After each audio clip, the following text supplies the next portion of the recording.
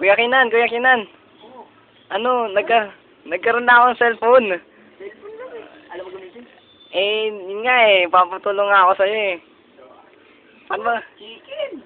Langgas! Paano mo gamitin? Kasi, hindi ako marunong mag-text eh. Kasi kailangan ko ng communication sa mga kaibigan ko. Text lang eh. Pindot ka number. Yun. Pagka pinindot mo, sinave mo, may letter doon, nasisend na yun. Paano mo malalaman yung tawag dito? Kung magte-text sila sa akin kasi, hindi ako marunong eh. Nakita mo na lang yun. Alam mo yung pag-global inquiry yun. Text.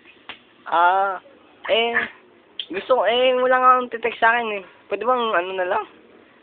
Globe na lang mag-text sa akin?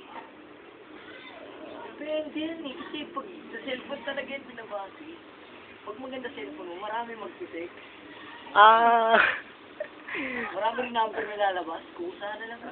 Mga ilang bang inbox ang ma-receive ko pa nag-text ako sa kanila? Bakit? Inbox mo, 1,000 dati. Pag maganda talaga yung cellphone, marami yan, mga 3,000. Paano ba gamitin? Kasi hindi ako marunong mag-save eh. Hindi rin ako marunong Save mag-text. mo yung messages? Hindi, save. Pinatapon lang. Paano kasi